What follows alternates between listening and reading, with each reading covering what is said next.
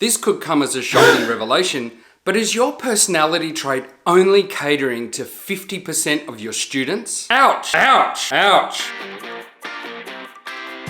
Welcome to Virtually the Teacher, helping you become a more engaging teacher so that students love being in your class. If you are an introverted teacher, it's probably likely that your style, your activities, your assessments are all introverted. This could be leaving your extroverted students feeling disengaged. Of course, the same applies to the other side of the coin. An extroverted teacher might be leaving their introverted students wanting to hide and disengage even more than normal. Introversion and extroversion are on a spectrum, and it's unusual that people are right up at either end of the poles.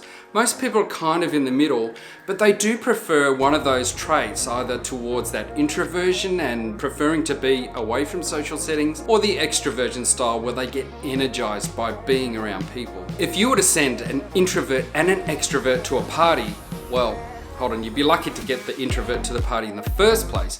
But if you could, the introvert would stick to only a few people. They'd be looking forward to when this party ends, because while the party's going on, their battery is slowly depleting. The extrovert, on the other hand, will have been excited about this party from the moment they got the invitation. They'll be thinking about what they're gonna wear, who they're gonna talk to. At the party itself, they'll be buzzing around the room, they'll be having a blast. While the party's going on, their battery is being filled up. Believe it or not, I'm an introvert. Given the choice to hang out at a party with a whole lot of people or stay at home with our dogs and horses, and I'll choose to stay at home. Just kidding. I'm not kidding. It's normal that whatever your personality trait is, you're probably going to be teaching in that way as well. The problem is it means that you might be missing out on engaging with 50% of the other trait. As an example, if you're an extroverted teacher and you announce that the next activity is going to be a role play, the introverts in the classroom are going to start to panic. Their eyes are going to be staring at the floor. They're going to be praying that they don't get picked, and they'll start to wonder, could I feign an asthma attack to get out of this? The extroverts, on the other hand, are going to be so excited about a role play. They'll be wondering about what role they're going to get. They'll be thinking, oh cool, I might even get to wear a costume. They'll be performing in front of the class. They will love it. So the introverts are going to disengage.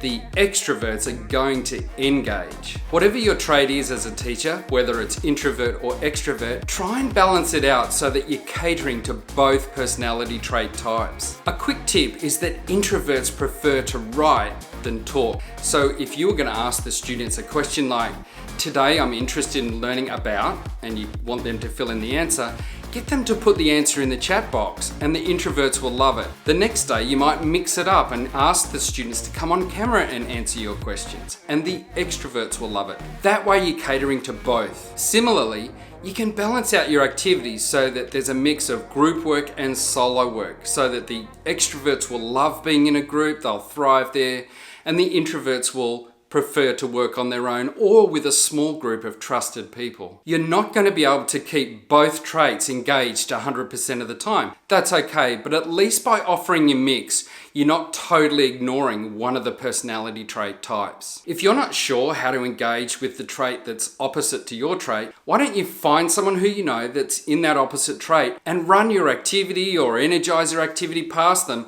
and see what they think and how they would respond if they were in a classroom and a teacher asked them to do this. If you've got a colleague that you think might benefit from some of these videos, why don't you send them the link to the channel and get them engaged too. That's it from me. I'll see you next time on Virtually the Teacher.